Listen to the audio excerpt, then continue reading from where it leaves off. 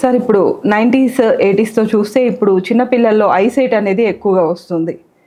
వాళ్ళు ఫోన్‌లు పట్టుకొని ఉండడం వల్ల, వాటి వల్ల ఎక్కువగా ఈ మధ్య బాగా కనిపిస్తున్నాయి అవి.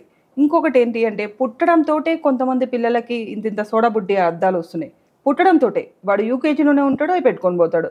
ఎందుకు సార్ ఈ మధ్య మరి ఇది విపరీతమవుతుంది? సో, మనం ఎవల్యూషన్ తీసుకుంటే అండి, పాత కాలంలో ఇవన్నీ లేవు. ఇప్పుడు ఎందుకున్నాయంటే, ఒక కపుల్ తీసుకోండి ఎవరన్నా, రెగ్యులర్ ఒక టిపికల్ కపుల్ తీసుకుంటే ఏంటంటే, ప్రెగ్నెన్సీ రావట్లేదు వాళ్ళకి. సో, ప్రెగ్నెన్సీ రాకపోవడానికి మెయిన్ రీజన్ ఏంటంటే, మెన్‌లో గానీ, విమెన్‌లో గానీ లైఫ్ స్టైల్. కరెక్ట్ ఫుడ్ తినట్లేదు, కరెక్ట్‌గా నిద్రపోవట్లేదు, కరెక్ట్‌గా ఎక్సర్సైజ్ చేయట్లేదు, స్ట్రెస్ ఫ్రీ లైఫ్‌లో ఉండట్లేదు, అడిక్షన్స్ ఉంటున్నాయి. ఈ మెయిన్ రీజన్స్ వల్ల ఇన్ఫర్టిలిటీ వస్తుంది. ఇన్ఫర్టిలిటీ మేల్‌కి గానీ, ఫీమేల్‌కి గానీ ఇన్ఫర్టిలిటీ వస్తుంది. ఇన్ఫర్టిలిటీ వచ్చిన తర్వాత వీళ్ళు ఏం చేస్తున్నారు?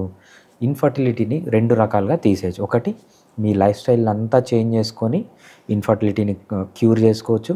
అదేవిధంగా కెమికల్స్ తీసుకొని చేసుకోవచ్చు. చాలామంది ఆప్ట్ చేసేది ఏంటంటే కెమికల్స్.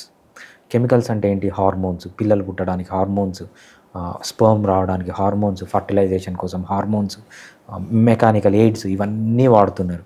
దీనివల్ల ఏమవుతుందంటే జీన్స్‌లోనే చేంజ్ వస్తుంది. పుట్టిన పిల్లల్లో సో, తల్లిదండ్రి హెల్తీగా ఉంటే వాళ్ళ జీన్స్ కూడా హెల్తీగానే ఉంటాయి. వాళ్ళకు పుట్టే పిల్లలు కూడా హెల్తీగానే అంటే ఉంటారు. మెడిసిన్ వాడినప్పుడు పుట్టే పిల్లల్లో ఇలాంటియన్నీ కనిపిస్తున్నాయని చెప్తున్నారు. రైట్.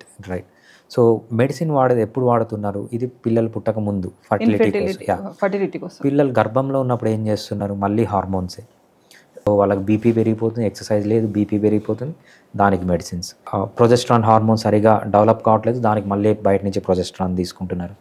ప్రెగ్నెన్సీకి ముందు, ప్రెగ్నెన్సీ టైంలో, ప్రెగ్నెన్సీ తర్వాత అంతా హార్మోన్స్ అంతా హార్మోన్స్, కెమికల్స్ వాడుతున్నారు. దీనివల్ల ఏంటంటే జీన్స్‌లో చేంజ్ వస్తుంది.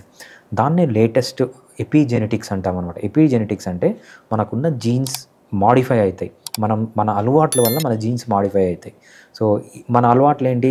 ఈ కెమికల్స్ అన్నీ వాడడం మన అలవాటు. ఈ కెమికల్స్ వల్ల జీన్స్‌లో మాడిఫికేషన్ వచ్చి ఈ ఎపిజెనెటిక్ చేంజెస్ జరిగి సో, మెయిన్‌గా ఈ ప్రాబ్లమ్స్ అన్నీ వస్తున్నాయి. నేనే ఒక కేస్ చెప్తాను. తెలిసిన ఒక ఆమె పిల్లలు లేరు. సో, ఎందుకు పిల్లలు లేరు అంటే హెల్త్ గురించి పట్టించుకోలేదు.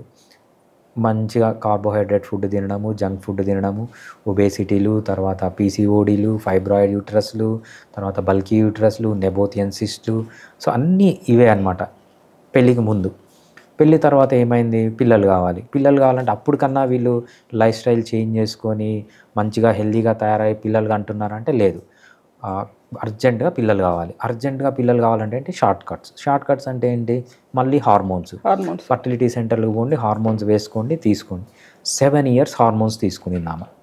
7 ఇయర్స్ ప్రెగ్నెన్సీ కోసం ట్రై చేసి 7 ఇయర్స్ తర్వాత పిల్లలు పుట్టారు. 7 ఇయర్స్ తర్వాత పిల్లలు పుడితే ఏంటి?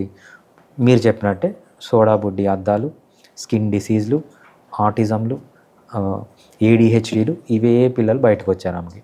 ఫస్ట్ ప్రెగ్నెన్సీ పోయింది, ఓకే, పాప పుట్టింది, బాగాలేదు. సెకండ్ ప్రెగ్నెన్సీ కన్నా తెలివి రావాలా? ఇప్పుడన్నా మేము ఫస్ట్ నేను మా హస్బెండ్ హెల్తీగా మారి తర్వాత పిల్లలు కనాలని లేదా? అది కూడా లేదు. సెకండ్ ప్రెగ్నెన్సీ కూడా మళ్ళీ ఒక 3 ఇయర్స్ హార్మోన్స్ దీంతోనే జరిగింది. సెకండ్ బాబు పుట్టిన దాన్ని కూడా మళ్ళీ సేమ్ అదే. సో, బేసిక్గా ఏంటంటే మీకు ఈ ప్రాబ్లమ్స్ ఉంటే 2 రకాల ట్రీట్మెంట్ తీసుకోవచ్చు. షార్ట్ కట్స్లో హార్మోన్స్ తీసుకుంటే పిల్లలు ఈ విధంగానే పుడతారు. అదేవిధంగా లేదు, నేను బాగా హెల్తీగా కావాలి, నా హస్బెండ్ హెల్తీగా కావాలి, హెల్తీగా మారిన తర్వాత మేము స్టెరాయిడ్స్ లేకుండా లేకపోతే హార్మోన్స్ లేకుండా పిల్లలు పుట్టాలి అంటే హోమియోపతి క్యాన్ హెల్ప్. హోమియోపతిలో ఎక్సలెంట్ మెడిసిన్స్ ఉంటాయి. మీరు కొంచెం లైఫ్ స్టైల్ మాడిఫికేషన్స్ చేసుకొని హోమియోపతి మెడిసిన్స్ వాడితే మేల్కి కానీ ఫీమేల్కి కానీ ఇన్ఫర్టిలిటీ పోయి మంచిగా హ్యాపీగా తయారయ్యి మంచి హెల్తీ బేబీని పుట్టడానికి ఛాన్స్ ఎక్కువగా ఉంటుంది. But the choice is yours. నా దగ్గర కూడా రెగ్యులర్ కేసెస్ వస్తూ ఉంటారు.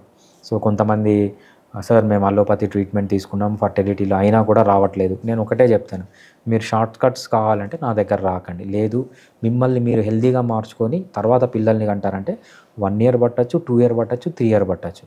సో, ఈ టైంలో హోమియోపతి క్యాన్ సపోర్ట్ అని. ఆ తర్వాత పిల్లలు పుట్టిన వాళ్ళు, హెల్తీ పిల్లలు పుట్టిన వాళ్ళు కూడా చాలామంది ఉన్నారు. మెయిన్గా ఇది పిల్లల తప్పు కాదు, తల్లిదండ్రులు తప్పే.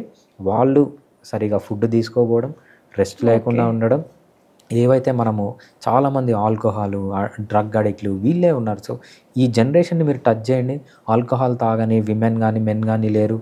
డ్రగ్స్ వాడని మెన్ గానీ, విమెన్ గానీ లేరు. ఇప్పుడు కొత్తగా పెళ్ళయి ఇన్‌ఫర్టిలిటీ ఉంది అనే కేసులు చాలా ఎక్కువొస్తున్నాయి. వాళ్ళలో అంటే ఇవే ఈ హ్యాబిట్స్ ఆల్కహాల్ ఎఫెక్ట్ అనేది పిల్లల పైన పడతదా సార్? తప్పకుండా అండి. ఆల్కహాల్ అనేది కూడా alcohol and smoke epigenetic effect changes అనేది. ఎపిజెనెటిక్ చేంజెస్ తెస్తుంది. వాళ్ళ స్పెర్మ్‌లో చేంజెస్ తెస్తుంది.